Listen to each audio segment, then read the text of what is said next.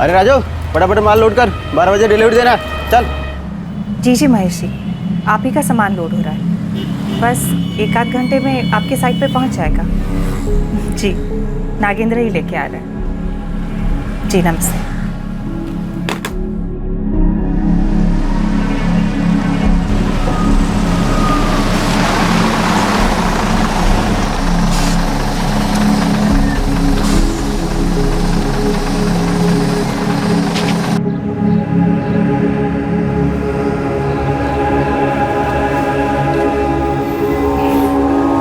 अबे मैं तो दीवार कूद के भाग गया वहां से। देखिए वो सुधीर मोटा है ना, अबे वो गटर में गिर गया। क्या बात कर रहा है?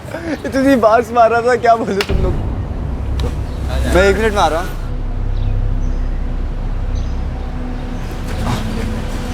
कायजा लाई, क्यों मुझे यहाँ पे खड़े रह के घूर रही थी?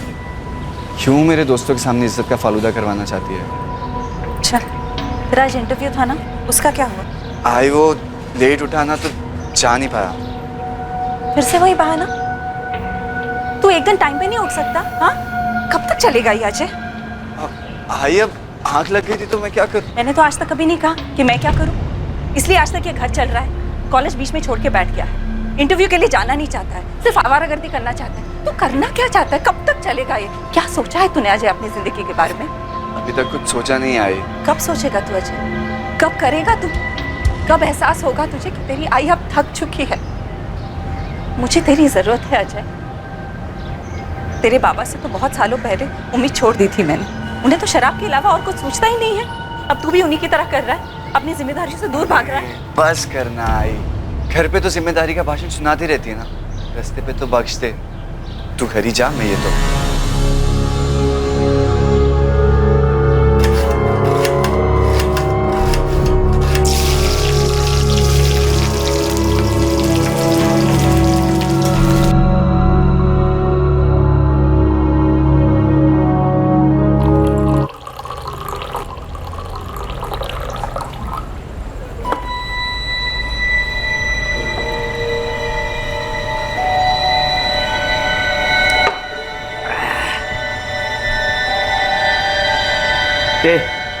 सुन, एक पौवा और पिला देख।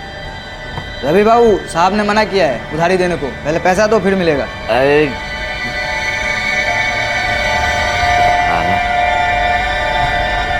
लगता है कविता ही बैठ गई इधर सेठ बन के। बस आज के बाद तुम दोनों को एक पैसा नहीं दूंगी। शर्म तो आती नहीं है तुम दोनों को? इतना मेहनत करके पैसे कमाती हूँ मैं और तुम दोनों उड़ा देते हो बस। तू अपने दोस्तों के साथ आवारागर्दी करने में और अब शराब में। कोई एहसास है अपनी जिम्मेदारी का? फिक्र है मेरी? गलती तुम दोनों की नहीं है, गलती तो मेरी है ना।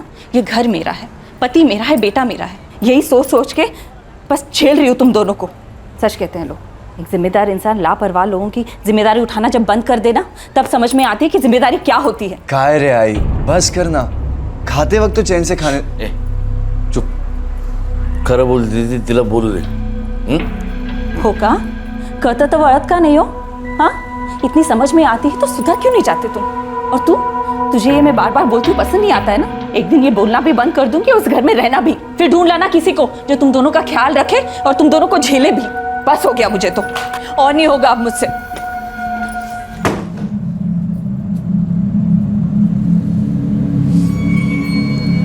लगता है आज कुछ ज्यादा ही गुस्सा हो गई तेरी आई।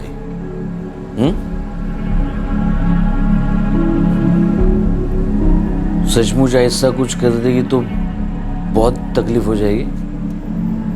उसकी कमाई पर चलती है अपनी जिंदगी। घबरू नको बाबा, आई खाली होल देती है, वो हमें छोड़ के नहीं जाएगी। तुम खाना खाओ।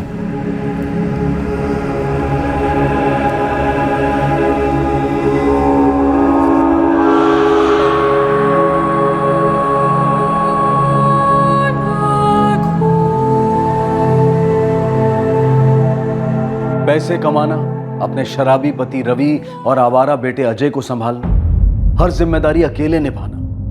जिंदगी की इस गाड़ी को एक पहिए पर ढोते ढोते कविता थक चुकी थी। उसे एक परिवार चाहिए था, एक नॉर्मल परिवार, एक सुकून की जिंदगी। वो इस घुटन भरी जिंदगी को और नहीं सहना चाहती थी, वो इससे दूर जाना चाहती थी। कविता की अपने पति और अपने बेटे को छोड़कर जाने की बात महज धमकी नहीं थी, ये उसके अंदर की तड़प थी, उसकी अनकही आरजू थी अपनी जिंदगी को एक नई मंजिल देने की।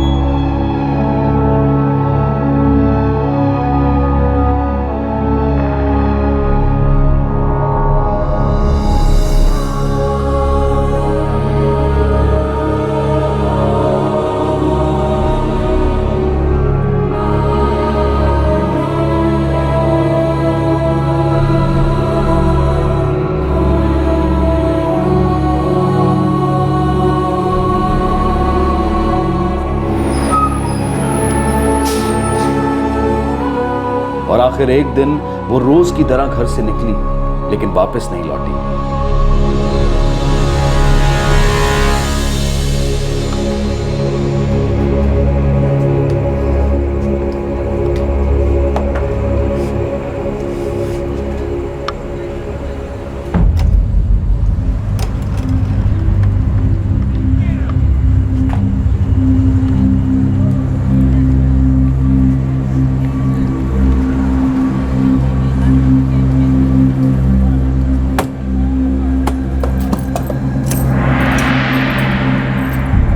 कविता आली गई इकडे? नहीं, वो यहाँ पर नहीं आई है। घर पे भी ताला लगा हुआ है, पता नहीं कहाँ चली गई हो। अच्छा हुआ, बेचारी की जान तो छूटी।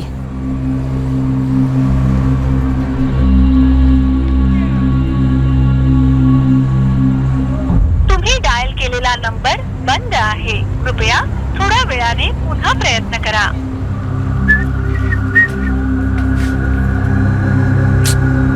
बाबा, बाबा उठो। अजय, आई अली। अरे नहीं, दरवाजे पे भी ताला लगा है। उठो तो, चाबी है मेरे पास। ये आई भी ना, खुद बड़ा जिम्मेदारी का भाषण देती रहती है, लेकिन खुद इतनी भी जिम्मेदार नहीं है कि कहीं बाहर जा रही है तो पड़ोस में चाबी दे के जाए। लो, खाना भी नहीं बना है। बाबा, लगता है आई ऑफिस से ही घर नहीं आई है अभी तक। मैंने फोन किया था उसको, बंद आ रहा है उसको फोन। ए अजय, तेरे पास पैसे है? पैसे तेरे पास? भूख लगी है बहुत। हाँ, जा जा जल्दी से खाने को लेके आ कुछ, बहुत भूख लगी है। तेरे माँ को भी आज का ही दिन मिला था देर से आने के लिए। जाना जल्दी, जब भूख लगेगा।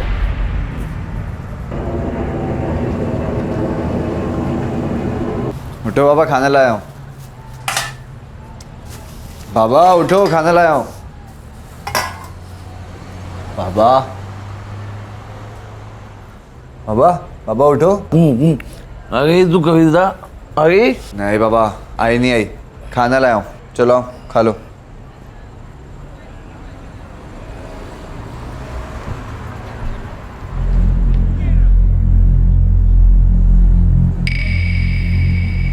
बाबा, आई कहीं सच में तो नहीं चली गई? कल बहुत गुस्से में बोल रही थी वो सिर्फ गुस्से में बोल देती है, मैं जानता हूँ उसको। वो देख, उसका ही मैसेज होगा। देख, ये तो मेरे को और कौन मैसेज करता है? हाँ, आई का ही है। बोला था मैं। फिर पढ़। अब मैं वापस नहीं आने वाली उस घर में, मेरा इंतजार मत करना, मैं तुम लोगों से दूर जा रही हूँ। ये क्या लिखा है इन्हें? फोन लगा तो अभी गया, अभी फोन बात कर उससे। The number you are trying to call is currently switched off. आई का फोन भी बंद आ रहा है। अरे यार, क्या हो गया है तेरी आई को? लगता है कुछ ज्यादा ही गुस्से में है। बाबा, मुझे लगता है आई ना अपनी किसी सहेली के यहाँ चली गई है और हमें डराने के लिए ऐसा मैसेज कर रही है। देखना, कल तक आ जाएगी। आप खाना खाओ।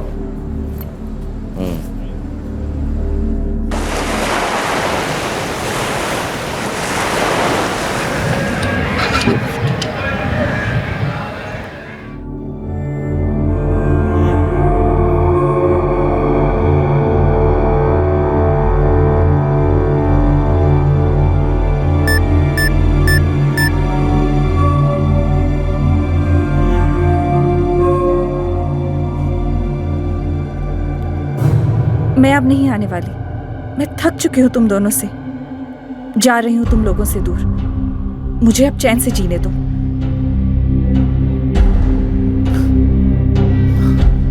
The number you are trying to call is currently switched off. बाबा, बाबा, उठो बाबा, आई का मैसेज आया। हाँ? क्या लिखा है? आई अभी नहीं आएगी। उसने अब भी मैसेज में वही लिखा है कि वो हमसे तंग आ चुकी है और बहुत दूर जा रही है। तू फोन कर उसको, फोन कर तू। किया था बाबा, फोन भी बंद आ रहा है। क्या नाटक लगा रखा है तेरी आई ने। नाटक नहीं है बाबा, मुझे लगता है आई सच में नहीं आएगी। कविता अक्सर धमकी देती थी, लेकिन इस बार मामला गंभीर नजर आ रहा था। दोनों बाप बेटे को इस बात की फिक्र थी कि अब उन्हें अपने काम खुद करने होंगे, अपनी जरूरतों को खुद पूरा करना होगा। कविता ने कई बार ऐसी धमकी दी थी, लेकिन कभी उस पर अमल नहीं किया था। इसलिए शायद रवि और अजय को उम्मीद थी कि कविता लौट आएगी। लेकिन 2 दिन गुजर गए, कविता के मैसेजेस आने भी बंद हो गए। उसके लौट आने के कोई आसार नजर नहीं आ रहे थे।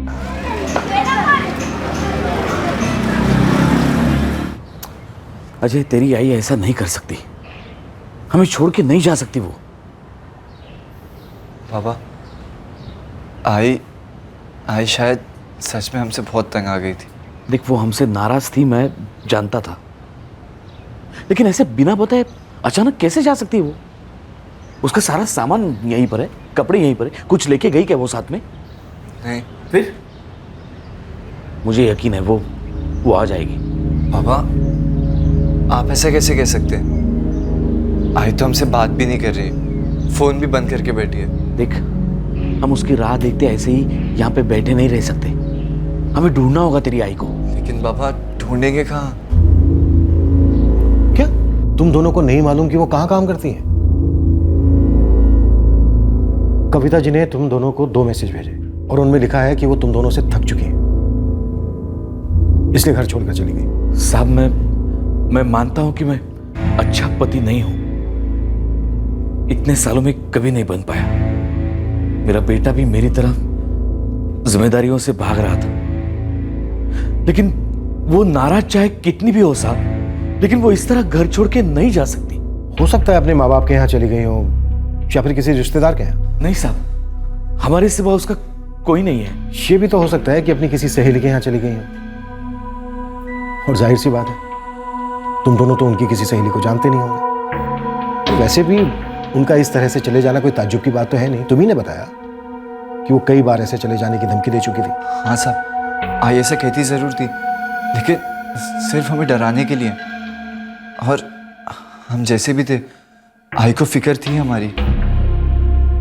मुझे नहीं लगता कि आई हमें ऐसे छोड़ के जा सकती है। शायद यही भूल थी तुम्हारी, क्योंकि तुमने अपनी आई की बातों को कभी सीरियसली लिया ही नहीं। आप ठीक कह रहे साहब, बिल्कुल ठीक कह रहे, लेकिन मुझे डर इस बात का है कि कहीं कविता ने कुछ कर न लिया हो, या फिर उसके साथ कुछ उल्टा सीधा ना हो गया हो साहब।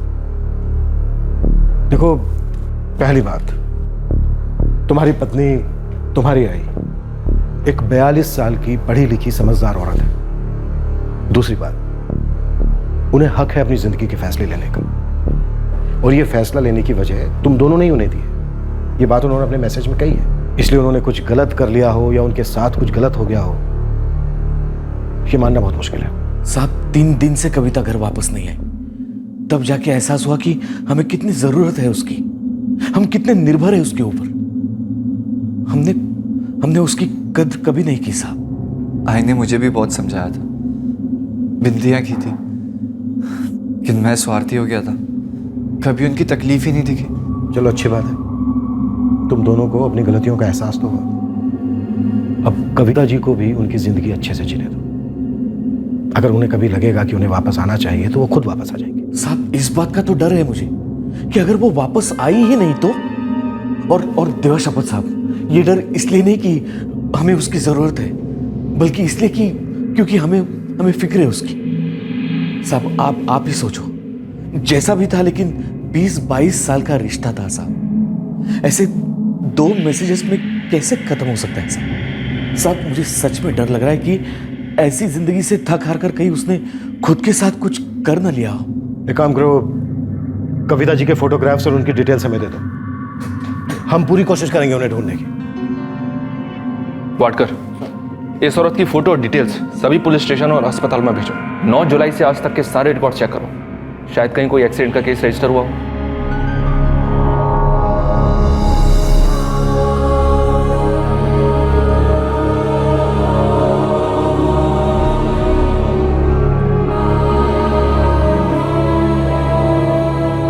ये एक कमजोर कोशिश थी उस औरत को ढूंढने की जिसने खुद मैसेज करके बताया था कि वो अपनी मर्जी से जा रही है। कुछ और दिन बीत गए। इन दिनों में ना कविता का कोई मैसेज आया, ना उसकी कोई खबर। रवि और अजय खौफ के साए में जी रहे थे। ये सवाल उन्हें बार बार सता रहा था कि क्या वाकई कविता ने उन्हें हमेशा के लिए छोड़ दिया था। मेरी एक जगह बात हो गई है, सिक्योरिटी गार्ड की नौकरी है। बड़ी मुश्किल से माना उसने, यकीन ही नहीं कर रहा था कि मैंने पीना छोड़ दिया है। मुझे भी एक कोरियर कंपनी में डिलीवरी बॉय का काम मिल गया है। हमने तेरी आई को बहुत दुख दिया अजय। मैं जब भी सोचता हूँ ना इसके बारे में कि वो सच में हमसे तंग आकर चली गई है, तो सिर्फ एक ही जवाब मिलता है, नहीं,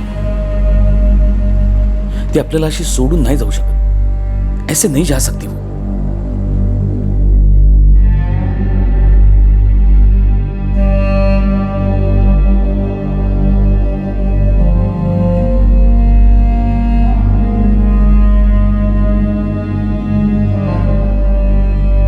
रवि, अभी तक हमें तुम्हारी पत्नी के बारे में कोई इन्फॉर्मेशन नहीं मिली है। सच कहूं, अगर कविता जी अपनी मर्जी से कहीं चली गई हैं तो उन्हें ढूंढना लगभग नामुमकिन है, और मेरे ख्याल से गलत भी, क्योंकि उनकी नई सुकून भरी जिंदगी में तुम लोगों की वजह से फिर से परेशानी आ सकती है। मैं कविता को इसलिए नहीं ढूंढ रहा हूं साहब क्योंकि वो उस नर्क में हमारे पास वापस आ सके। मैं सिर्फ तसल्ली करना चाहता हूं कि वो सही सलामत है भी या नहीं, और हो सके तो उससे माफी मांगना चाहता हूं।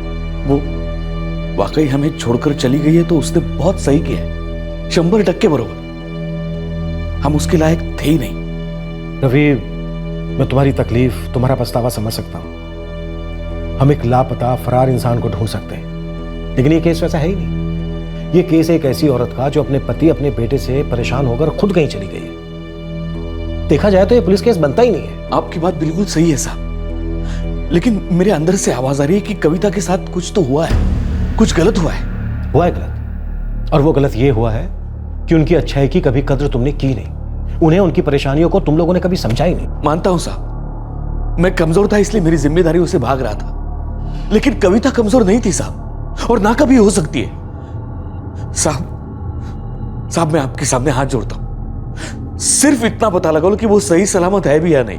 कविता जी का नंबर दे दो, हम पूरी कोशिश करेंगे उन्हें ढूंढने की।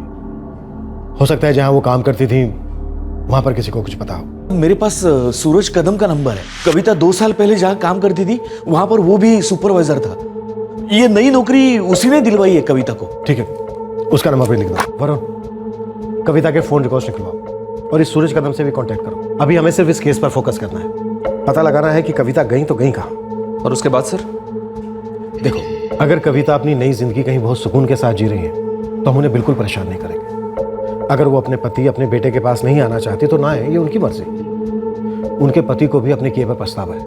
वो सिर्फ ये जानना चाहता है कि क्या वाकई में उसकी पत्नी उसे छोड़कर चली गई। हमें भी बस यही पता करना है। अब पुलिस ने कविता जाधव की तलाश शुरू की। उन्हें यह पता लगाना था कि क्या कविता अपनी मर्जी से घर छोड़कर गई थी। अब देखना यह था कि यह तहकीकात पुलिस को कहां ले जाने वाली थी। ये सब गिन के गोडाउन में रख देना और साइन ले लेना। हेलो, मिस्टर सूरज कदम? जी हाँ, मैं वर्मा नगर पुलिस स्टेशन से सब इंस्पेक्टर वरुण आप्टे बोल रहा हूँ। जी कहिए। आप कविता जाधव को जानते हैं? हाँ बिल्कुल जानता हूँ। बात क्या है सर? जी, मेरी रवि से बात हुई थी। उसने बताया कि कविता घर छोड़कर चली गई है। आप कविता को कितनी अच्छी तरह से जानते हैं? कविता बहुत भली औरत है और मेहनती भी। मैं पहले जिस फैक्ट्री में सुपरवाइजर का काम करता था, कविता वहाँ एडमिनिस्ट्रेशन डिपार्टमेंट में काम करती थी और वो फैक्ट्री बंद होने वाली थी।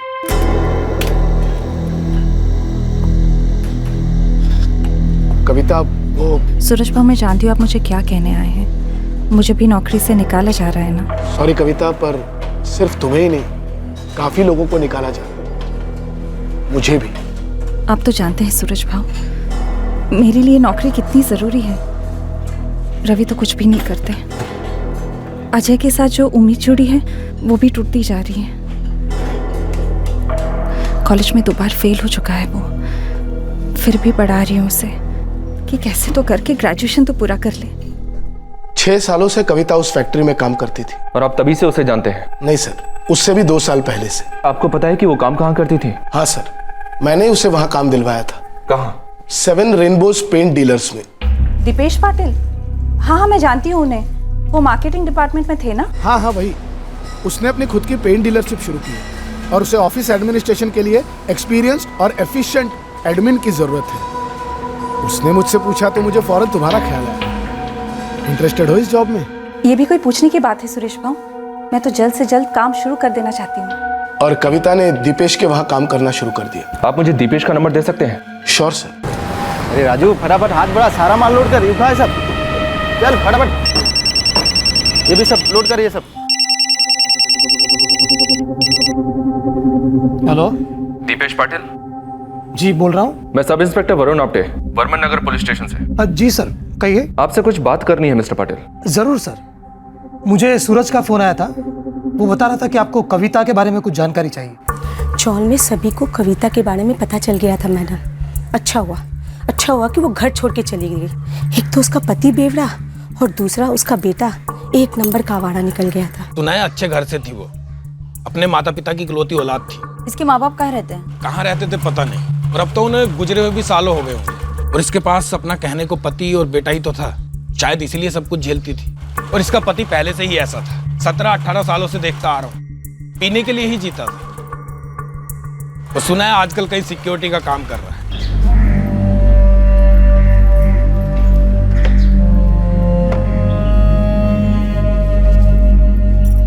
Thank you.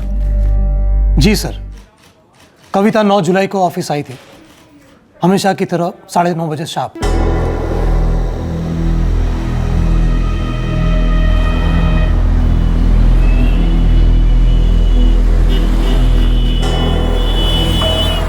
काम कितना भी ज्यादा हो पूरा करके ही जाती थी। मैंने उसे कभी भी अधूरा काम छोड़कर जाते हुए नहीं देखा।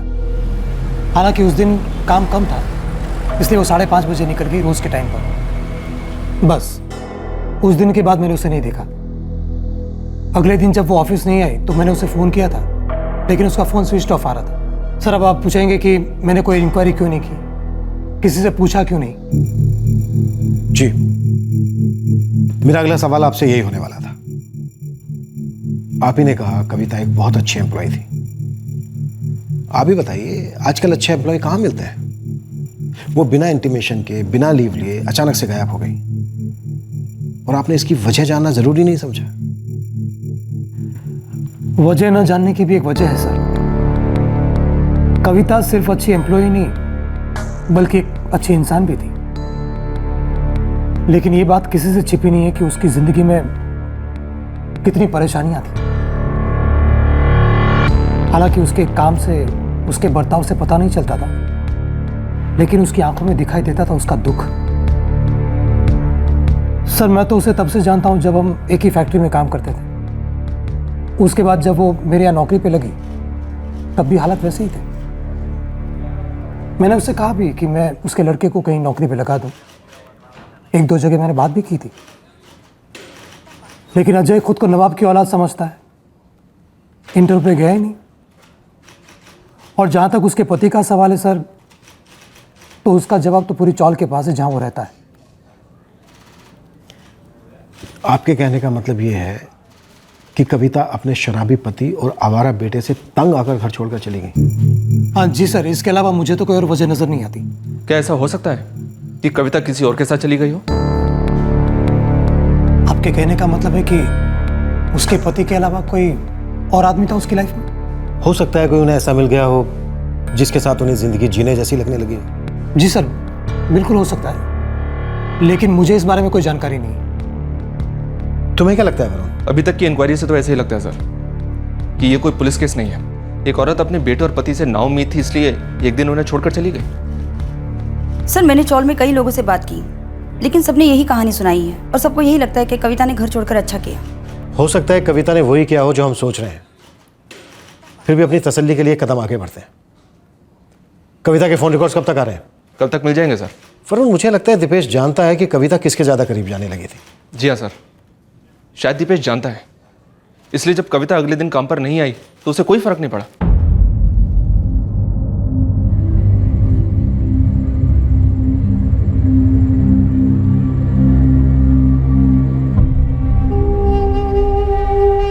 इतने सालों से ज्यादती पे ज्यादती करता आया हूं तेरी आई पर।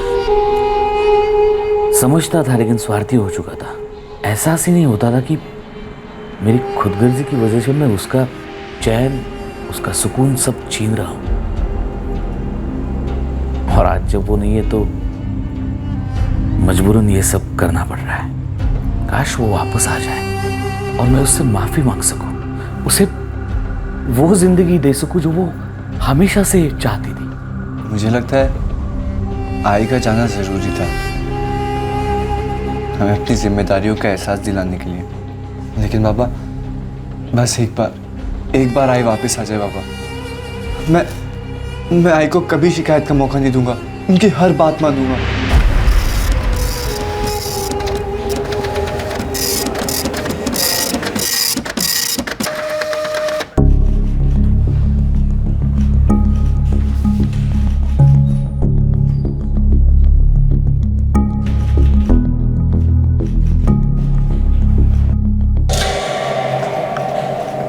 सर, कविता जाधव का फोन रिकॉर्ड स्कैन किया।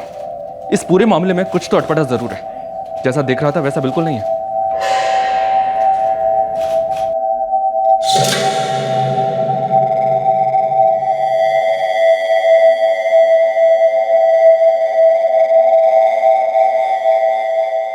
सेफ्टी के तौर पर सभी के फोन रिकॉर्ड्स निकलवाएं सर।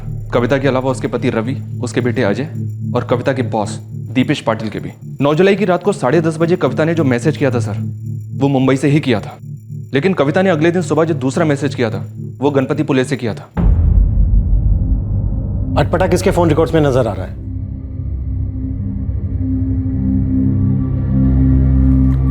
अरे, आप ऑफिस जा रहे हो?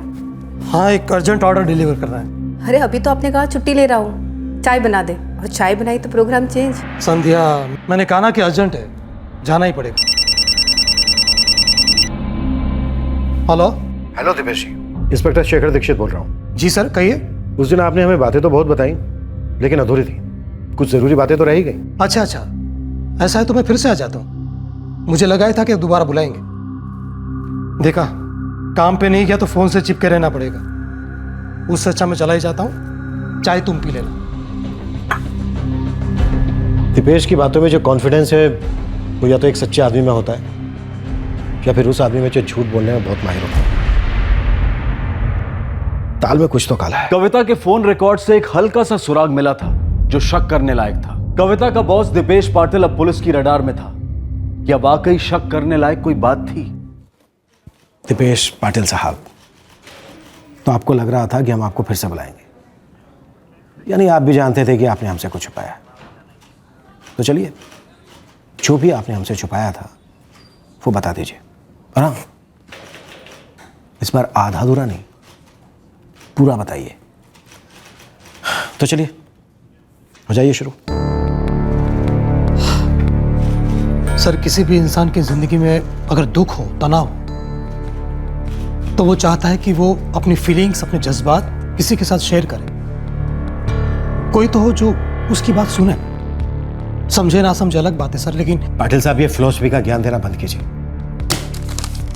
और इन फोन रिकॉर्ड से जो सवाल उठे ना, उनका सीधा सीधा जवाब दीजिए। 9 जुलाई की रात को कविता मुंबई में थी और 10 जुलाई को गणपति पुले में। हो सकता है वो अपने बेटे और पति के लिए प्रार्थना करने गई, उनकी सद्बुद्धि के लिए। लेकिन पाटिल साहब, आप वहां किसके लिए प्रार्थना करने गए थे? खुद के लिए? देखिए दीपेश जी, ये कोई इत्तेफाक नहीं हो सकता कि 10 तारीख को आपके फोन की लोकेशन गणपति पुले थी और ठीक उसी दिन आपकी एम्प्लॉई अपने पति और बेटे से हताश होकर उन्हें छोड़कर चली गई, और वो भी गणपति पुले। और उसी दिन आप भी पहुंच गए गणपति पुले। जी सर, ये इत्तेफाक नहीं है। पाटिल साहब, अब आप अपने ये फिलॉसफी वाले हवाई जहाज को नीचे उतारिए जमीन पर और हमें ज़मीनी सच्चाई बताइए। उस दिन 9 जुलाई को शाम 5:30 बजे कविता अपना काम खत्म करके मेरी कैबिन में आई थी।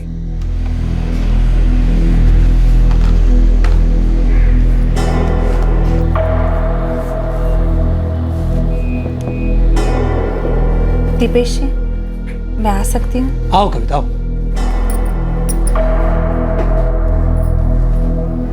कुछ बुझी बुझी सी लग रही हो। सब ठीक तो है ना? मैं थक चुकी हूँ दीपेश जी। मैं तुम्हारी हालत समझ सकता हूँ कविता। मुझे पूरी हमदर्दी है तुम्हारे साथ। 22 साल दीपेश जी, उस आदमी की हर कमजोरी, हर बुराई के साथ मैंने समझौता किया, बिना किसी कड़वाहट के, बिना किसी गुस्से के उसका साथ दिया। लेकिन मुझे क्या मिला? एक बेटे से उम्मीद थी, लेकिन वो भी टूट गई। अब तो मैं ही अंदर से टूट गई हूं। मुझे तो कुछ समझ में नहीं आ रहा। सर, ये पहली बार नहीं था कि कविता ने अपनी फीलिंग्स मुझसे बांटी थी, लेकिन इस बार वो कुछ ज्यादा बिखरी हुई सी लग रही थी। उसकी आवाज में, उसकी बॉडी लैंग्वेज में एक अजीब सी निराशा थी।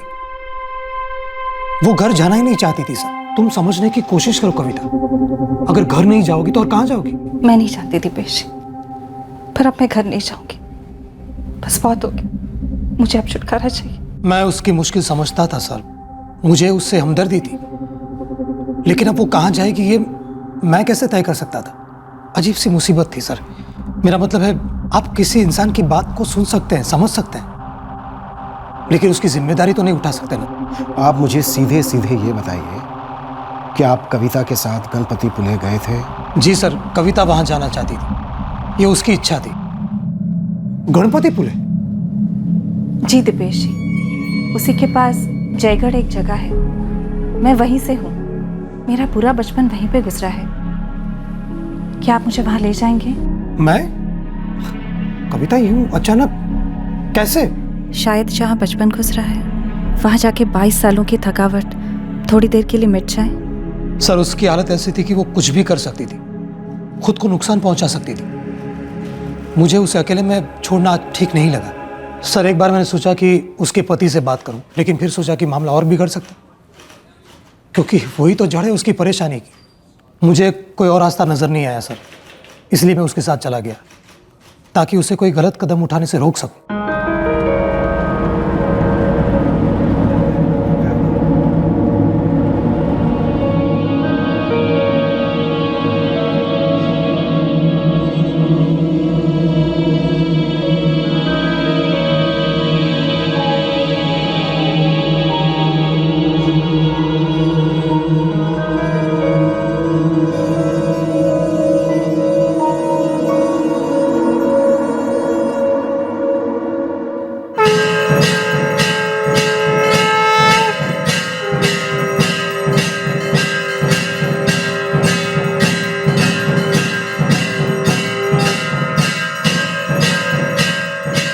सर, दर्शन करने के बाद उसे थोड़ा सुकून मिला।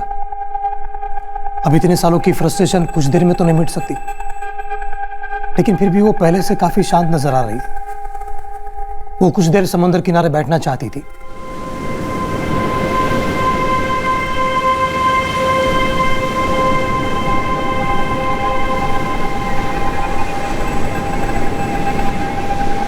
ये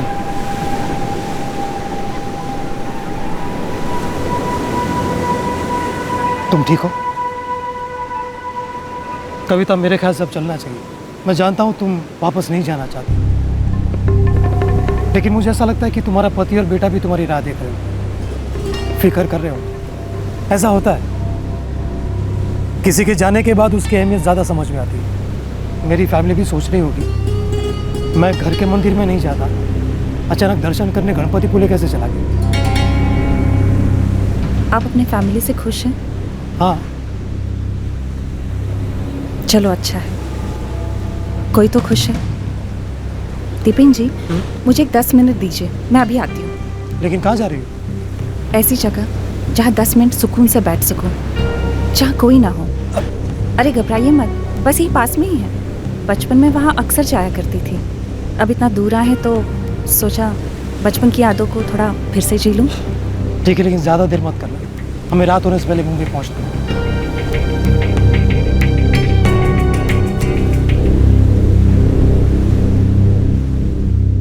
और उसके बाद कविता वापस नहीं आई? नहीं सर, मैं राह देखता रहा, 10 मिनट, आधा घंटा, 1 घंटा हो गया, लेकिन वो नहीं लौटी।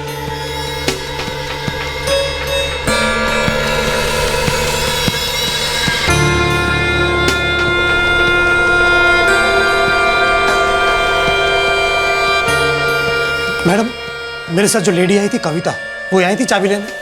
नहीं सर, चाबी तो यहीं पे रखी हुई है।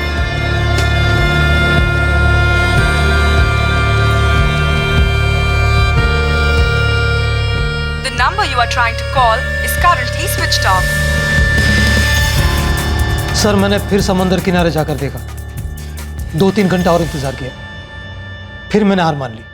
सर, मेरे ख्याल से कविता ने पहले से अपना मन बना लिया था, वो चली गई और मैं बंबई वापस चला आया। फिर आप अधूरी कहानी सुना रहे हैं। कविता आपके साथ गणपतिपुले गई, वो वहां से गायब हो गई, कहीं चली गई, ये बात आपको काफी टेंशन वाली नहीं लगी? आप चुपचाप मुंबई वापस आ गए और भूल गए उसे। सॉरी सर, मैं एक बात क्लियर करना चाहता हूं, कविता मेरे साथ नहीं आई थी, मैं कविता के साथ गया था। आप इस बात को किसी भी नजरिए से देखें, आपकी जिम्मेदारी कम नहीं हो जाती है मिस्टर पाटिल। आपको नहीं लगा कि आपको पुलिस कंप्लेन करनी चाहिए थी? सर, मुझे सब इंस्पेक्टर वरुण ने बताया कि कविता का पति रवि यहाँ कंप्लेन लिखवाने आया था। तब आपने कंप्लेन क्यों नहीं लिखी? आपने कविता को ढूंढना शुरू क्यों नहीं किया? हम यहाँ सवाल पूछने बैठे हैं, किसी के बेतुके सवालों का जवाब देने नहीं। मुझे जवाब नहीं चाहिए, मैं तो सिर्फ इतना बताना चाह रहा हूं कि रवि जब कंप्लेन लिखवाने आया था तब आपके मन में भी यही आया होगा। कविता 42 साल की औरत थी, 20 साल के लड़के की मां। उसकी लाइफ में बहुत सारी परेशानियां थी सर, और कई सालों से थी। उसको समझ में नहीं आ रहा था सर कि वो अपनी जिंदगी का इतना बड़ा बोझ क्यों ढो रही है। उसकी जिंदगी की मंजिल क्या है? शायद उसे एहसास हुआ होगा कि उसे अपनी जिंदगी जीनी चाहिए, उसकी जिंदगी की नई मंजिल तलाशनी चाहिए। होता है सर, अपनों से नाउम्मीद हुआ इंसान जब नई जिंदगी शुरू करने जाता है तो ऐसे ही चला जाता है। और मुझे लगता है कि मुझे कविता के फैसले की इज्जत करनी चाहिए, उसे पूरा हक था ऐसा करने का, इसलिए मैंने कंप्लेन नहीं लिखवाई। और सर, जब कविता ने अपनी फीलिंग्स मुझसे शेयर की तो मुझे डर लगा था कि वो कहीं कुछ कर ना बैठे, और इसीलिए मैं उसके साथ चला गया था गणपतिपुले, जहां वो जाना चाहती थी। अब सर, वो वहां जाकर अचानक गायब हो जाती है तो मैं क्या कर सकता हूं? और सर, ढूंढ तो उसे सकते हैं जो रास्ता भटक गया हो, जो अपनी मर्जी से कहीं चला गया हो, उसे कोई कैसे ढूंढे? ये बात आप इतने दावे के साथ कैसे कह सकते हैं कि कविता ने रास्ता नहीं भटका, उन्होंने कोई गलत कदम नहीं उठाया, या उनके साथ कुछ गलत नहीं हुआ होगा? नहीं नहीं सर, मैं कोई दावा नहीं कर रहा हूं। अगर आपको लगता है कि कविता के साथ कुछ बुरा हुआ हो सकता है तो ये आपका काम है सर, आप ढूंढिए उसे। सर, मुझे उससे सहानुभूति थी, इसलिए मैंने उसकी मदद की, जितना बन पड़ता था उतना किया। अब सर, मैं उसका बॉस हूं, कोई गार्डियन तो हूं नहीं। उसका दर्द मैं सुन सकता हूं, समझ सकता हूं, लेकिन उसका दर्द अपने सर उठाकर तो नहीं घूम सकता। सर, क्या आपको ऐसा लग रहा है कि कविता के साथ कुछ हुआ होगा? अब तो ऐसा लग रहा है कि ऐसा हो भी सकता है, क्योंकि ऐसा नहीं है कि कविता यूं ही कहीं भी चली गई, बल्कि वो एक तय जगह पर गई थी, वो भी अपने बॉस के साथ। और उनके बॉस का कहना है कि वो अचानक वहां से गायब हो गई। सोचने वाली बात यह है वरुण कि अगर कविता को अचानक बिना किसी को बताए यूं ही गायब होना था तो कहीं से भी हो सकती थी। वो गणपतिपुले ही क्यों गई, वो भी अपने बॉस के साथ? इन्वेस्टिगेशन तो बनती है वरुण। ये दीपेश कितना सच बोल रहा है, कितना झूठ, इसकी जांच पड़ताल तो बनती है। अगर सफेद झूठ में सफेद रंग ढंग से मिलाया जाए ना तो वो सच के गाढ़े रंग को भी हल्का कर सकता है। ये कहानी अभी भी अधूरी है।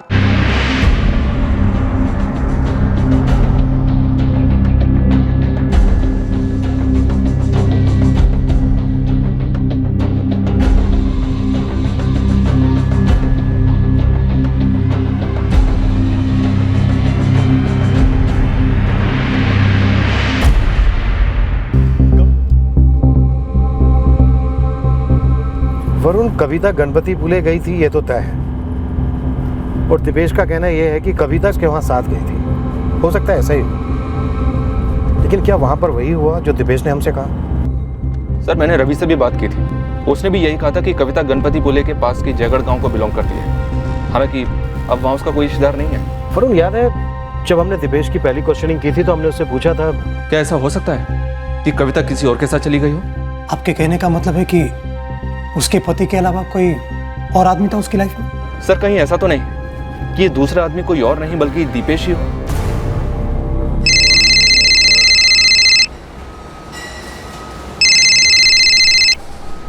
हेलो।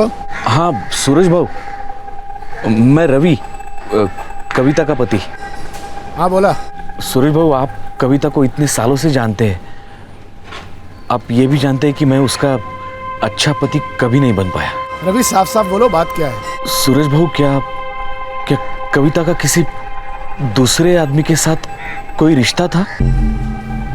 देखो, कविता को मैं सिर्फ उसके काम से जानता था, और ये उसकी पर्सनल लाइफ है जिसके बारे में उसने कभी मुझसे कुछ नहीं कहा। लेकिन आप ही ने उसे दीपेश पाटिल के यहाँ काम दिलवाया था ना, तो आपने खुद कविता की सिफारिश की थी या दीपेश पाटिल ने आपसे बात की थी? दीपेश ने कुछ नहीं कहा था, मैंने ही कविता का नाम रिकमेंड किया था। और अगर तुमने ये जानने के लिए फोन किया है कि दीपेश और कविता के बीच में अफेयर था या नहीं, तो तुम गलत आदमी से पूछ रहे हो।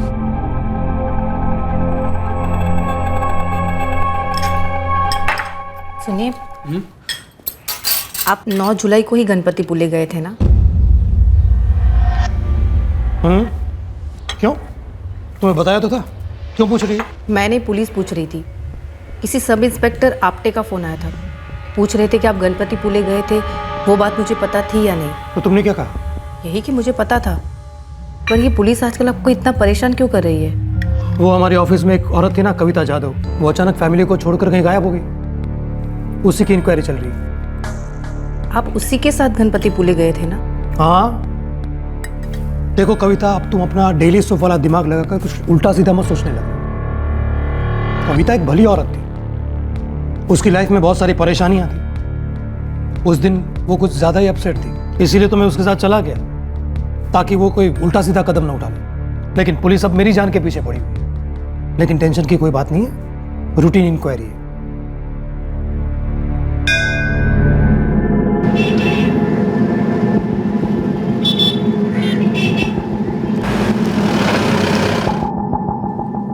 नौ जुलाई को दिपेश पाटिल और कविता जाधव ने जब चेक इन किया तो आपने उनके आईडी प्रूफ तो लिए ही होंगे? यस सर, फाइल में होंगे, मैं अभी आपको ढूंढ कर देती हूँ।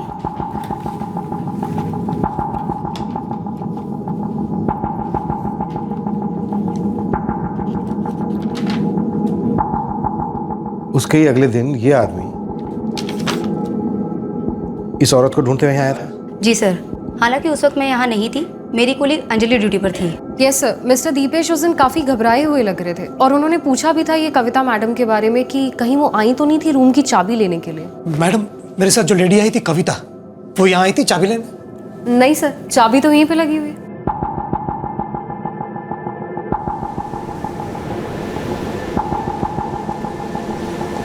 ये ध्यान से देख। नारियल की तरह मेरे को सबके शकल भी एक जैसी लगती है। वैसे ये आदमी जिसकी फोटो दिखाई आपने, इसका चेहरा बराबर याद है। ये 2 बार आया था यहाँ एक औरत के बारे में पूछने के लिए। अरे भाव, उस औरत को देखा जो मेरे साथ वहाँ पे बैठी हुई थी? औरत मेरे साथ बैठी थी ना वहाँ पे? नहीं साहब, मेरा ध्यान नहीं था उधर। अरे भाव, याद नहीं है? अभी थोड़ी देर पहले 2 नारियल पानी लेकर मैं वहाँ पे बैठा था उस औरत के साथ। आप देखा होता तो बताने में मेरा क्या जाता है साहब। वो आदमी थोड़ी देर बाद फिर से पूछने आया था, काफ़ी डरा हुआ था, इसलिए साहब उसकी शक्ल दिमाग में छप गई।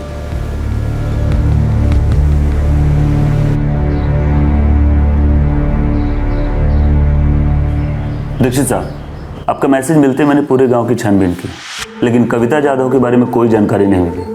हाँ, वो थी इसी गांव की, लेकिन अब उसका कोई रिश्तेदार यहाँ नहीं रहता। यानी दिपेश सच कह रहा है, कविता उसके साथ गणपति पुले गई थी और फिर वहीं से कहीं चली गई। और सर, कविता का मोबाइल भी गणपति पुले में ही स्विच ऑफ हुआ था। गवाह और सबूत दोनों से यही साबित हो रहा है। हो सकता है कविता ने गणपति पुले पहुंचने के बाद ये फैसला लिया हो कि उसे आगे क्या करना है, और फिर चल पड़ी हो अपनी नई मंजिल की ओर। नहीं साहब, मैं अभी भी नहीं मान सकता हूँ कि कविता इस तरह हमें छोड़कर जा सकती है। हमने उन्हें ढूंढने में कोई कसर नहीं छोड़ी।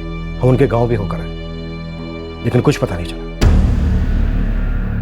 इस बात के पूरे चांसेस हैं कि तुम्हारी पत्नी अपनी मर्जी से कहीं चली गई और उनका वापस लौटने का कोई इरादा ना हो। साहब, उस दीपेश पाटिल का कविता के गायब होने में कुछ तो लेना देना है। रवि, तुम्हारा शक करना जायज है, लेकिन हमने पूरी तरह से जांच की है और हमारी तहकीकात में दीपेश की कही हर बात सही साबित हुई है। एक भी सुराग हमें ऐसा नहीं मिला है जिससे यह लगे कि दीपेश झूठ बोल रहा है। सॉरी रवि, अब यह केस यहीं क्लोज होता है।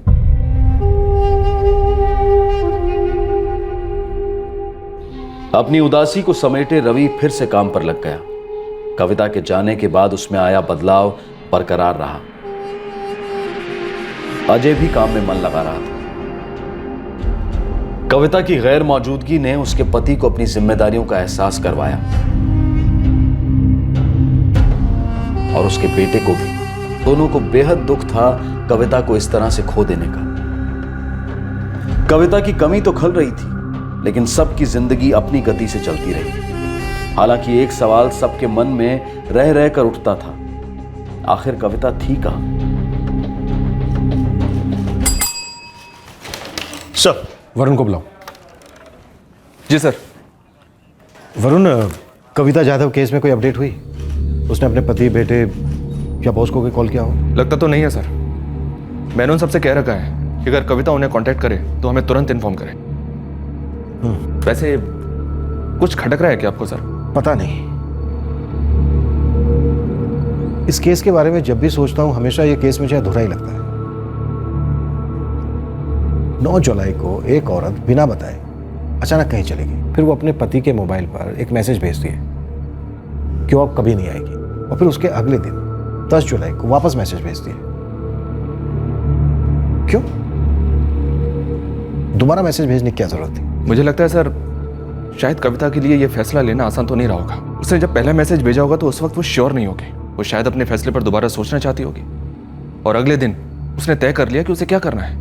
क्या यह भी हो सकता है कि ये पूरी कहानी मनगढ़ंत हो? ऐसा तो तभी हो सकता है सर जब किसी का इरादा कविता को नुकसान पहुंचाने का, शायद जान से मार डालने का। अभी किसी नतीजे पर पहुंचना बहुत मुश्किल है। वरुण, एक काम करो, डायरी में मिसिंग कंप्लेंट फाइल करो। मुझे नहीं लगता अभी इस केस में इससे ज्यादा कुछ किया जा सकता है। तहकीकात में पुलिस के हाथ कुछ नहीं लगा था, लेकिन तहकीकात खत्म होने के कुछ महीनों बाद फाइलों के नीचे दबा कविता जाधव का केस फिर से उभर कर आया।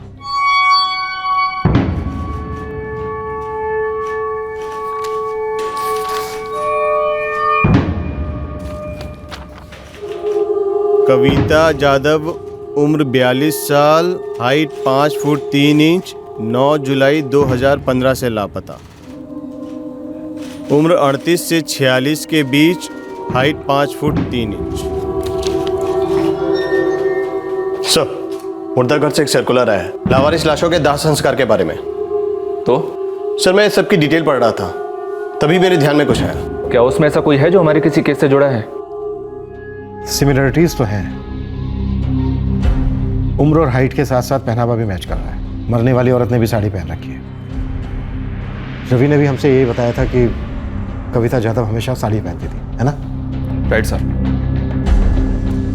ये बॉडी 29 जुलाई को मिली थी ना? जी हाँ सर। और डायरी में मिसिंग कंप्लेंट फाइल की थी हमने 21 जुलाई को, और शायद उसी दिन हमने इस केस को आखिरी बार डिस्कस भी किया था। वरुण, इस केस में हमसे कुछ छूट तो नहीं गया? लाश काफी सड़ी हुई हालत में हमें नूपुर नाका के पास मिली थी। कब मिली थी लाश? 29 जुलाई की सुबह, एक टूटे हुए मकान में।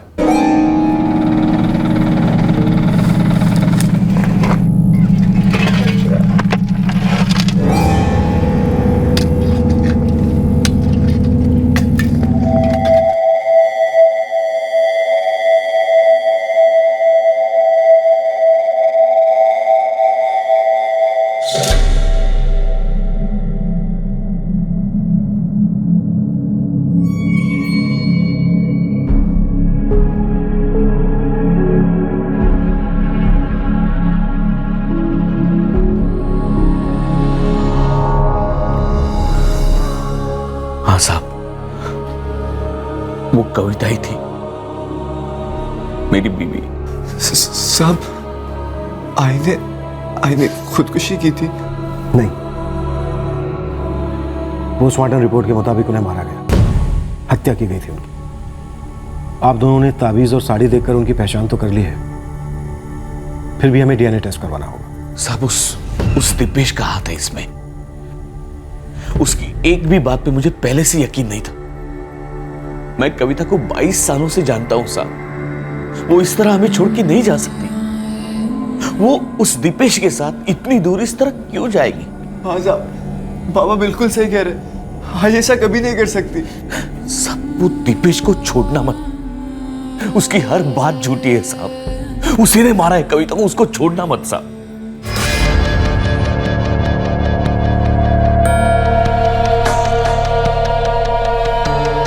सुनिए, आज डब्बे में गोभी की भाजी चलेगी ना?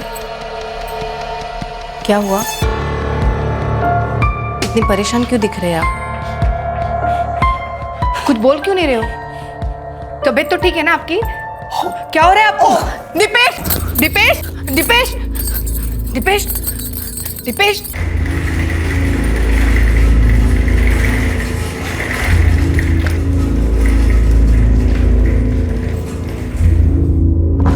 सर, दीपेश पाटिल को हार्ट अटैक आया है।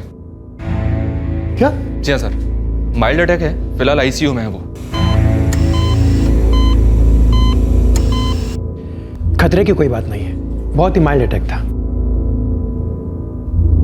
डॉक्टर, हम दीपेश पाटिल से कुछ सवालात करना चाहते हैं। आपके हिसाब से कब मुनासिब होगा? अगले 48 घंटों तक हम उन्हें ऑब्जर्वेशन में रखने वाले हैं। अगर सब नॉर्मल रहा तो 2 से 3 दिन बाद आप अपनी कार्रवाई कर सकते हैं। वरुण, मुझे लगता है दीपेश और कविता के बीच सिर्फ बॉस और एम्प्लॉय का रिलेशन नहीं था, जैसा कि दीपेश ने कहा। सर, दीपेश का कहना था कि कविता गणपति पुले से गायब हुई थी, जबकि उसकी लाश मिली पनवेल से। हो सकता है दोनों वापस लौटे हों। ये दीपेश हमें पूरी कहानी नहीं सुना रहा है। हालांकि कविता के फोन रिकॉर्ड्स से तो ये नहीं लगता कि वो मुंबई वापस लौटी थी। सर, एक ऐसे अजीब सा थॉट मेरे दिमाग में आया है। क्या ऐसा नहीं हो सकता कि एक शराबी निकम्मे पति को पता चला कि उसकी बीवी किसी के साथ चली गई है, अब वो वापस कभी लौट कर नहीं आएगी। इस बात पे उसे गुस्सा आया, उसने अपनी पत्नी को ढूंढा और मार दिया। उसके बाद हमारे पास आया FIR लिखवाने। वरुण, हम कोई भी पॉसिबिलिटी रूल आउट नहीं कर सकते, लेकिन रवि अपनी पत्नी को क्यों मारेगा? वो तो पूरी तरह से अपनी पत्नी के ऊपर निर्भर था। उसको तो ये तक नहीं मालूम था कि उसकी पत्नी काम कहाँ करती है। शुरुआत में ऐसा लग रहा था कि कोई केस ही नहीं था, एक औरत का निजी फैसला था जो अपनी पारिवारिक जिंदगी से तंग आकर कहीं चली गई थी। फिर एक मोड़ पर हल्का सा मिसिंग केस का एंगल जुड़ा, लेकिन अब कविता की लाश के पोस्टमार्टम के बाद यह साबित हो गया था कि यह एक मर्डर केस है। लेकिन अब भी यह केस नतीजे से कोसों दूर था। कत्ल की वजह, कातिल और क्या हुआ था कविता के साथ, इसका पता चलना अभी बाकी था। क्या बात है पाटिल साहब, आज आप अपनी फिलॉसफी नहीं सुना रहे? हाँ? कोई बात नहीं, मैं सुनाता हूं। इंसान को अपने कर्मों की सजा इसी जन्म में भुगतनी पड़ती है, और तुम्हें भी भुगतनी पड़ेगी। किस बात की सजा सर? आप तो ऐसे कह रहे हैं जैसे मैं कोई क्रिमिनल हूं। ये ठीक नहीं है सर। आखिर मेरा कसूर क्या है? यही ना कि मैंने कविता की मदद करनी चाहिए। वो कोई गलत कदम ना उठा रहे, इसलिए मैं उसे गणपति पुले ले गया जहां वो जाना चाहती थी। अब वो वहां से अचानक गायब हो गई तो मैं क्या कर सकता हूं? अब इतने समय बाद आप कह रहे हैं कि आपको उसकी लाश मिली है बंबई में, किसी ने मार डाला बेचारी को। लेकिन सर, इससे मेरा क्या लेना देना? अभी भी तुम हमें पूरा सच नहीं बता रहे, और अगर तुमने मुझे पूरा सच... मेरा सच नहीं, आपकी तहकीकात अधूरी है सर। आप मुजरिम को पकड़ नहीं पा रहे, इसलिए आप मुझे फंसाने की कोशिश कर रहे हैं। उस जुर्म में जो मैंने नहीं किया किसी और ने किया हुआ।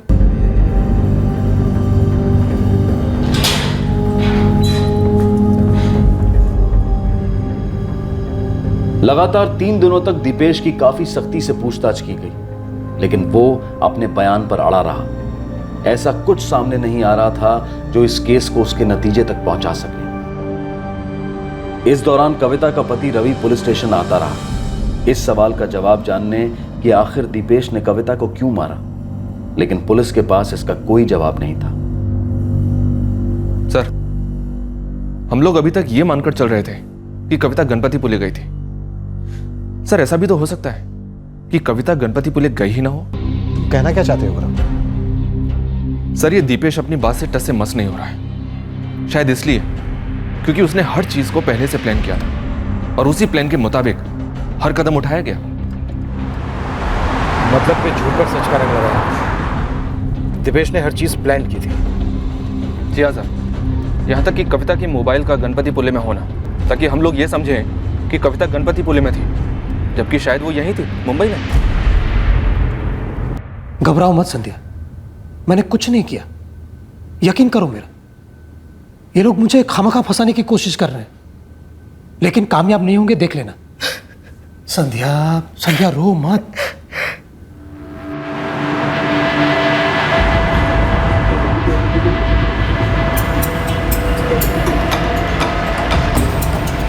नो सर, हमारा छोटा सा होटल है और सीसीटीवी कैमरे हमारे यहाँ नहीं है। 9 जुलाई की रात को दिपेश पाटिल ने जब चेक इन किया तो ये औरत थी उसके साथ। सर, मिस्टर दिपेश यहाँ अकेले ही आए थे और दोनों आईडीज भी उन्हीं के पास थी, तो ये देखने की जरूरत ही महसूस नहीं हुई कि कोई औरत उनके साथ है भी या नहीं। अच्छा, मैं सारे बिल देखना चाहूँ।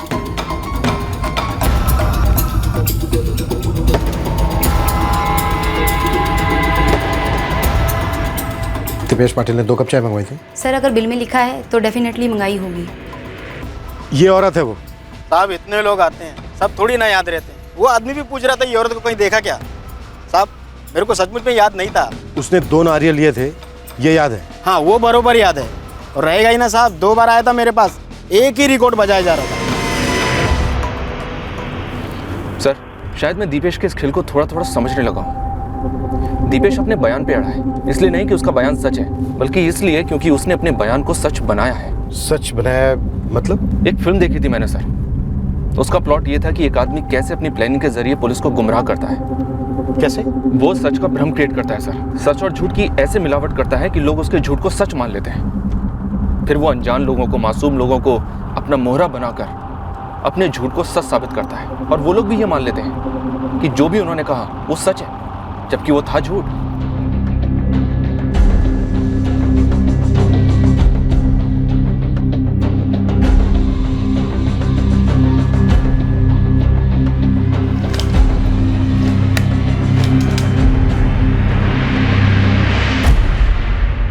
दिपेश का मुंह खुलवाना है। सच का भ्रम पैदा करके वो सजा से बच निकलेगा, ये उसका भ्रम है, और उसका ये भ्रम मैं उसकी हड्डियों समेत तोड़ूंगा।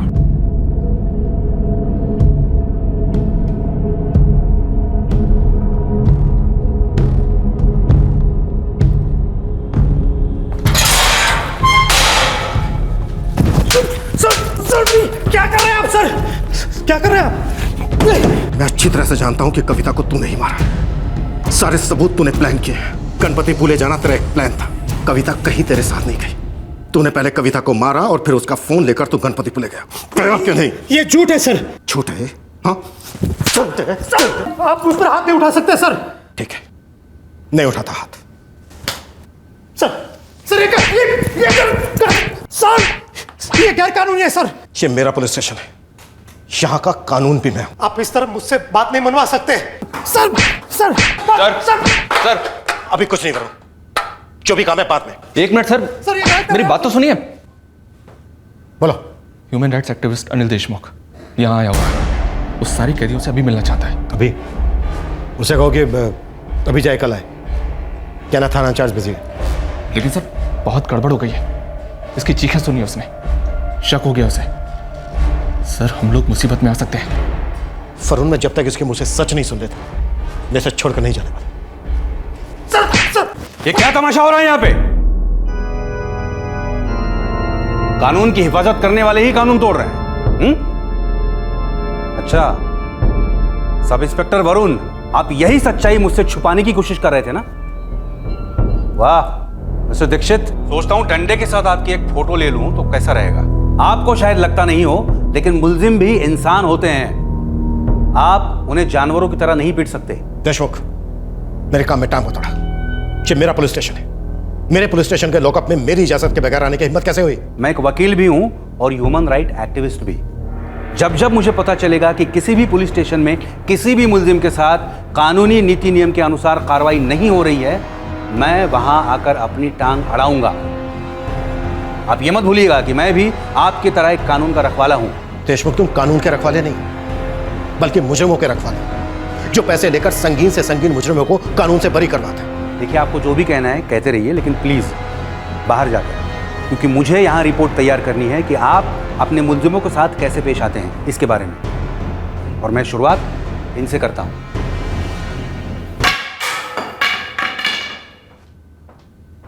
वरुण साहब, क्या बताएंगे कौन है ये आदमी? सर, मेरा नाम दीपेश पाटिल है। मैं एक हार्ट पेशेंट हूँ, फिर भी दीक्षित साहब ने मुझे बहुत मारा। कोई गलत केस में फंसा रहा है मुझे। जानता हूँ ये तो पुलिस के पुराने हथकंडे हैं। जब असली मुजरिम को ढूंढ नहीं पाते तो जो हाथ लगता है उसको मुजरिम बना देते हैं। क्या कृपा करके आप भी यहाँ से तशरीफ ले जाएंगे?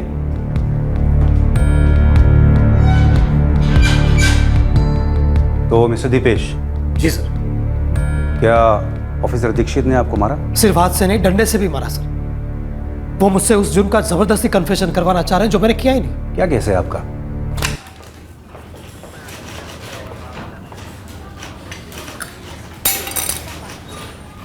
वरुण, हम इस केस की तह तक पहुंच कर रहे हैं। मिस्टर दीपेश, मैं कल कोर्ट में आपके बेल के लिए अप्लाई करूंगा। लेकिन आप... नहीं, हैरान होने की कोई ज़रूरत नहीं है। मैं आपके पूरे केस की स्टडी करके आया हूं। आपकी वाइफ संध्या ने मुझे कांटेक्ट किया था। क्या? संध्या ने? जी। पुलिस के पास कोर्ट के ऑर्डर्स हैं आपको इंटरोगेट करने के, लेकिन मेरे हिसाब से आपके लिए यही सही रहेगा कि बेल मिलने तक आप जुडिशियल कस्टडी में रहें ताकि इंटरोगेशन से बच सकें। डरिए मत, मैं हूं। अब बात करते हैं आपके केस की। देखिए, सीधी सी बात है कि आपके केस में आपके अलावा दूसरा कोई सस्पेक्ट है नहीं। मैंने स्टेटमेंट भी पढ़ा है आपका। आपके खिलाफ सबूत शायद इतने ना हों, लेकिन शक करने की वजह तो है ही। बहुत लंबी कानूनी लड़ाई लड़नी पड़ेगी आपको खुद को निर्दोष साबित करने के लिए, क्योंकि आप ही वो आखिरी इंसान थे जो मरहूम कविता जाधव के साथ आखिरी बार देखे गए। तो फिर मैं यहाँ से निकलूंगा कैसे? देखिए मिस्टर दीपेश, मैं आपको सिर्फ यहाँ से नहीं, जुडिशियल कस्टडी से भी निकालना चाहता हूँ, लेकिन छोटी सी अड़चन है।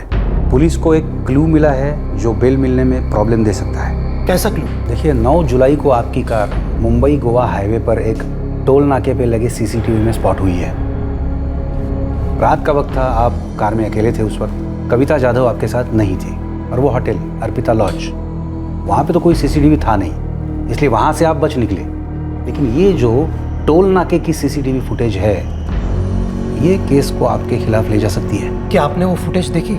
नहीं, लेकिन मेरे कुछ सोर्सेज हैं पुलिस में जिसके बारे में मैं अभी आपको बता नहीं सकता।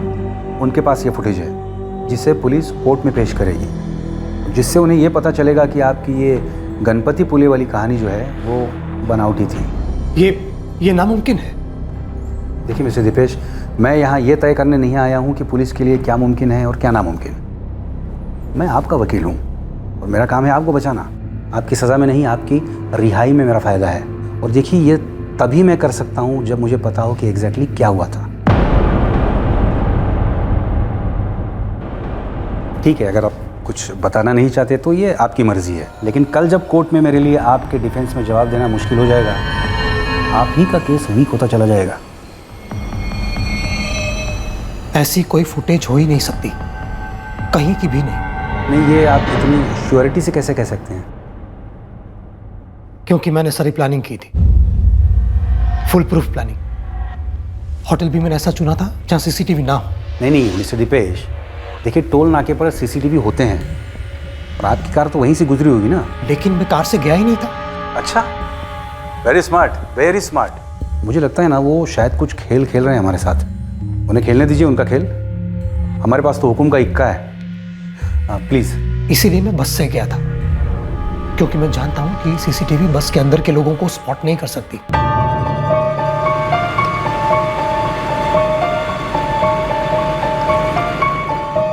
मैं कविता का मोबाइल हर जगह लेकर गया था। उसका आधार कार्ड भी मेरे पास था, उसी की कॉपी मैंने होटल में दी थी। अच्छा, मतलब कविता गणपति पुले गई नहीं थी? नहीं, जब उसने मेरा ऑफिस ज्वाइन किया था तब मेरा सब कोई इरादा नहीं था उससे किसी भी प्रकार का रिश्ता रखने का। मैं जानता था उसकी लाइफ में बहुत सारी परेशानियां हैं, मुझे उससे हमदर्दी थी और ये हमदर्दी धीमे धीमे मुझे उसके करीब ले गई। वो अपने पति और बेटे से दुखी थी, वो अक्सर अपना दर्द मुझसे बांटती थी। मैं उसका इमोशनल सपोर्ट था, लेकिन उसे सहारा देते देते पता नहीं कब मैं उसकी ओर खींचने लगा। मुझे उसमें एक ऐसी औरत नजर आने लगी जिसे प्यार की जरूरत थी। पता ही नहीं चला बात कब इतनी आगे बढ़ गई और हम करीब आने लगे। हमारा रिश्ता उसके जख्मों का मरहम था और मुझे भी वो पसंद आने लगी थी। लेकिन ये रिश्ता जिंदगी भर का रिश्ता थोड़ी ना था। मेरा एक हंसता खेलता परिवार है। मैं अपनी फैमिली को कभी नहीं छोड़ सकता, कभी नहीं। मेरी पत्नी, मेरी बेटी, ये तो मेरी जिंदगी है। क्या ये कविता तुम्हारा परिवार तोड़ना चाहती थी? ये तो मैं नहीं जानता, लेकिन वो अपने परिवार से दूर जाना चाहती थी और उसे ऐसा लगता था कि मैं वो जरिया बन सकता हूं जिससे वो अपने परिवार से दूर जा सकती है।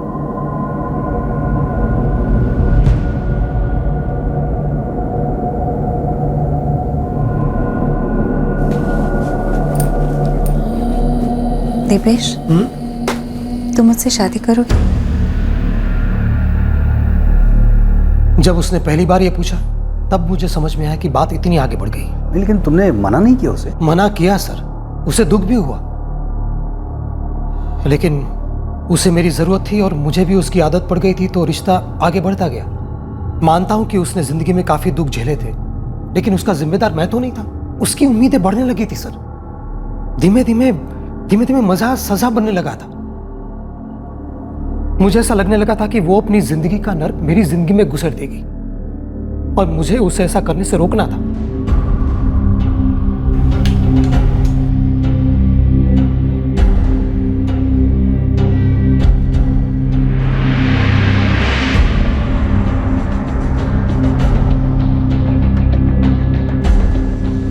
उस फिल्म में मैंने देखा कि एक आम आदमी किस तरह चालाकी से झूठ को सच बना देता है, कैसे अपने जुर्म से बच निकलता है। और कविता ने देखा कि एक आम आदमी अपने परिवार को बनाए रखने के लिए क्या कुछ नहीं करता। दीपेश, क्या हमारा भी ऐसा परिवार हो सकता है? बस बहुत मजे कर लिए। अब मैं उसकी जिंदगी से दूर जाना चाहता था और चाहता था कि वो भी मेरी जिंदगी से चली जाए, लेकिन ऐसा नहीं हो रहा था। उसे मुझ में नजर आ रही थी अपनी जिंदगी की नई मंजिल और मुझे नजर आ रहा था कि मेरा परिवार बिखर सकता है उसकी वजह से। लेकिन ये 9 जुलाई को क्या हुआ था? शाम को 5:30 बजे थे। सारे वर्कर्स जा चुके थे, ऑफिस में सिर्फ मैं और वही थे।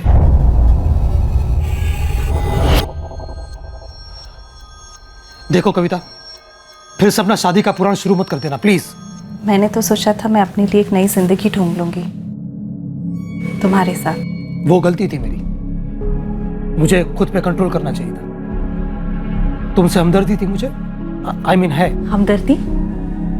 तुम्हें मुझसे सिर्फ हमदर्दी है और कुछ नहीं? हाँ, और कुछ नहीं। तुम्हारा दुख, तुम्हारा दर्द सब सच है, लेकिन उसकी दवा मैं नहीं हूं। तुम्हें डर है ना कि मेरा दुख तुम्हारी जिंदगी को दर्द से भर देगा? अभी से दुख भर दिया है कविता। मेरी मत मारी गई थी जो मैंने तुमसे रिश्ता रखा। अब ये रिश्ता मेरे लिए बोझ बन गया, बोझ। देखो कविता, समझने की कोशिश करो। तुम अपनी फैमिली को छोड़ना चाहती हो क्योंकि तुम उनसे दुखी हो। मैं खुश हूं अपनी फैमिली के साथ। तो फिर तुम मेरे पास क्यों आए थे? मजे करने के लिए? तो क्या एक्सपेक्ट करती हो तुम मुझसे? शादी कर लूं तुमसे जस्ट बिकॉज हम साथ में सोए?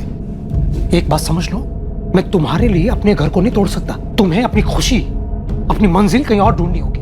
मैं नहीं हूं तुम्हारी मंजिल। मैं हाथ जोड़ के विनती करता हूं तुमसे, मेरी जिंदगी, मेरा ये ऑफिस छोड़ के चली जाओ प्लीज। कितनी आसानी से कह दिया ना तुमने।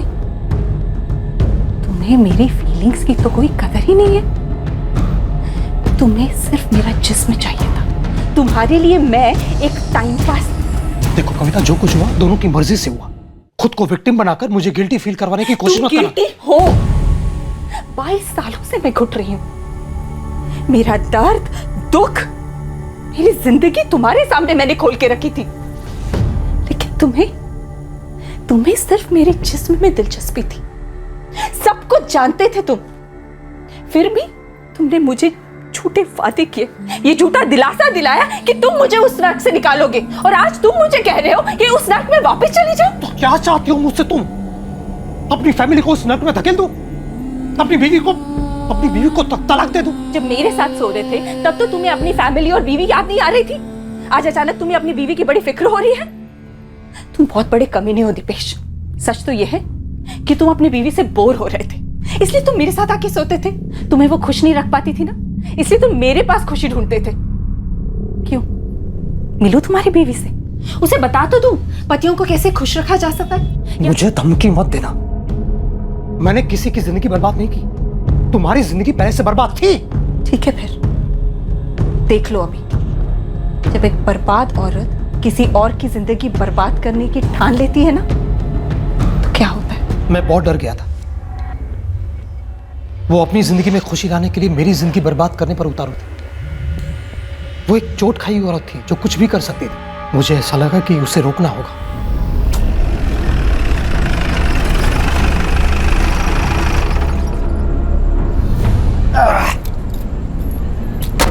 हाँ आओ ना केंद्र, ये ड्रम अर्जेंटली पनवेल पहुंचाना है, पुणे से एक पार्टी आ रही है। ठीक है सेठ, मैं देके आता हूँ। नहीं नहीं, मुझे जाना पड़ेगा, बाहर की पार्टी है ना, तुम जरा उठाने में मदद करो। जी।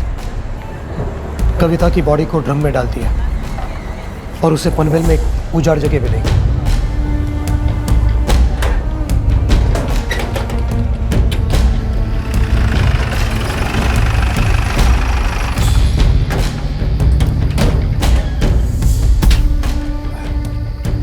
यहाँ पर ठीक है सेठ जी, मैं रुकता हूँ ना, आप अकेले कैसे? अरे नहीं नहीं, पार्टी से बात हुई है, उनके 4-5 आदमी आ रहे हैं, वो लोग उठा लेंगे। ये लो रखो। अरे इसकी क्या जरूरत है सेठ जी? रखो, रास्ते में चाय पानी कर लेना, मैं टैक्सी से आ जाऊँगा। जी जी जी सेठ।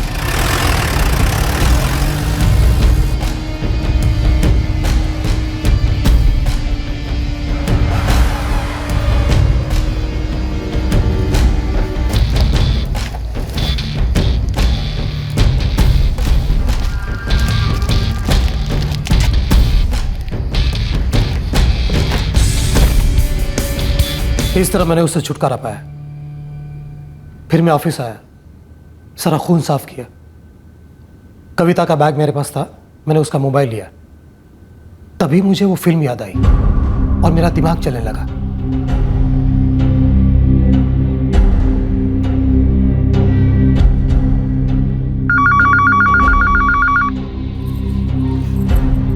अरे कहाँ हो आप? कब से फोन लगा रही हूँ। हाँ वो मैं जरा बिजी था।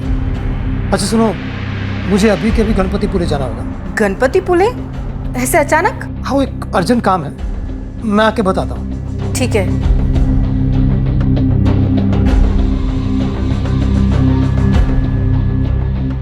फिर मैंने कविता के पति को मैसेज भेजा और फोन स्विच ऑफ कर दिया और गणपतिपुले के लिए निकल गया। अगले दिन सुबह मैंने गणपतिपुले से कविता के पति को फिर से मैसेज किया, ताकि अगर पुलिस इन्वेस्टिगेशन हो तो ये साबित हो सके कि कविता गणपतिपुले में ही थी। अच्छा खेल खेला है आपने, एकदम दिमाग से।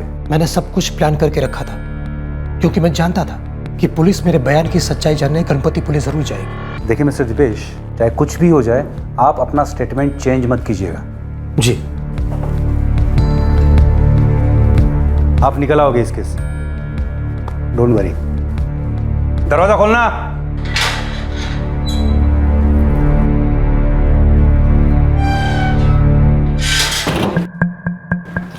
ए सुनो, नगेंद्र नाम है तुम्हारा? जी। चल, कुछ बात करनी है तुझसे। सर, टेम्पो के ड्राइवर नागेंद्र का स्टेटमेंट ले लिया है। 9 जुलाई की रात को टेम्पो कब और कहाँ था, सारी डिटेल्स मिल गई हैं। वरुण, ड्राइवर के साथ अपने किसी आदमी को उस स्पॉट पर भेजो जहां पर ड्राइवर ने दीपेश को ड्रॉप किया था ड्रम के साथ। कांस्टेबल वाडकर ऑलरेडी निकल चुका है सर, वो पूरे रूट की वीडियो रिकॉर्डिंग भी करेगा। उस इलाके के टोल नाका का सीसीटीवी फुटेज लेना मत भूलना, हो सकता है वहां से हमें टेम्पो की मूवमेंट मिल जाए। इस दीपेश पाटिल के खिलाफ हमें स्ट्रॉन्ग केस फाइल करना है। संध्या, देशमुख जी ने बेल की एप्लीकेशन कर दी? देशमुख? कौन देशमुख? तुमने जिसे भेजा था वो वकील? मैंने नहीं तो, उल्टा मैं आपसे पूछने वाली थी कि मैं किसी वकील को कंसल्ट करूं। तो वो कौन था?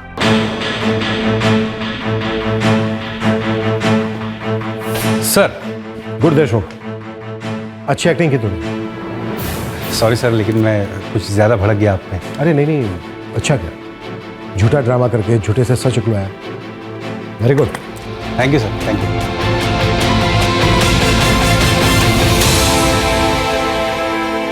ऐसे कैसे हो सकता है? अनिल देशमुख नाम था उसका।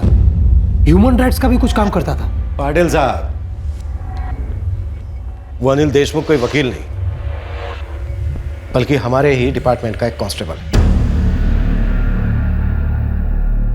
जी क्या है पाटिल साहब, आपके जैसे क्रिमिनल सोचते हैं कि वो टीवी और फिल्में देखकर क्राइम करने के नए नए तरीके सीख सकते हैं और उतनी ही चालाकी से उन्हें छिपा भी सकते हैं। क्राइम ना कितनी भी अच्छी प्लानिंग के साथ कर लो, लेकिन अपराधी की एक ही मंजिल होती है और वो है सलाखों के पीछे।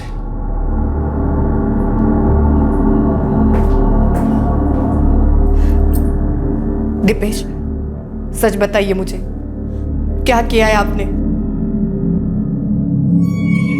ये सच है, कविता जी परेशान थी अपनी जिंदगी से, तुम दोनों को छोड़कर जाना चाहती थी। उनको लगता था दीपेश के साथ जो वो नई जिंदगी शुरू करेंगी वो जिंदगी इस जिंदगी से बेहतर होगी, और दीपेश अपनी जरूरत के लिए इस्तेमाल कर रहा था। और जैसे ही उसे डर लगा कि उनकी वजह से उसका घर टूट सकता है, उसे उनको मार डाला। हम लोग तो उसके लायक कभी थे ही नहीं, लेकिन उसके साथ जो कुछ हुआ वो बहुत गलत हो गया। ऐसा नहीं होना चाहिए था उसके साथ। दीपेश पर हत्या के लिए आईपीसी की धारा 302, सबूत मिटाने के लिए धारा 201 लगाई गई है। फिलहाल वो न्यायिक हिरासत में है। दीपेश ने एक फुल प्रूफ प्लान बनाया था, एक परफेक्ट एलिबी क्रिएट की थी, अपने जुर्म पर पर्दा डालने का पूरा इंतजाम किया था, लेकिन ये फुल प्रूफ प्लान फेल हो गया। शायद कविता अपनी तकलीफों से बाहर निकल सकती थी, बजाय एक ऐसे रिश्ते में उलझने के जिसमें नजर आ रहा समाधान दरअसल एक भ्रम था जिसका कोई अस्तित्व नहीं था। हर इंसान की अपनी समस्याएं होती हैं और वो अपने तरीके से उसका समाधान खोजता है। इस पर फैसला सुनाने का किसी को कोई हक नहीं है, लेकिन अपनी समस्याओं से जूझ रहे इंसान को यह पता होना चाहिए कि उसकी तकलीफ में सहारा देने वाले शख्स की मदद कर पाने की भी एक हद है, एक सीमा है जिसे कभी पार नहीं करना चाहिए। क्योंकि सच यही है कि आखिर में इंसान को अपनी तकलीफों का हल खुद ही ढूंढना पड़ता है। अपनी मंजिल, अपनी आजादी को हासिल करने की जिम्मेदारी इंसान की खुद की है और इसे वो किसी दूसरे पर थोप नहीं सकता। फिर मुलाकात होगी अगले एपिसोड में और खुलासा करेंगे एक और जुर्म का। तब तक सतर्क रहें, सुरक्षित रहें और देखते रहें क्राइम पेट्रोल सतर्क। सबक एक को सीख हम सबको। जय हिंद। इस तरह के और भी एपिसोड देखने के लिए हमारे चैनल को सब्सक्राइब करें और बेल आइकन दबाना ना भूलें।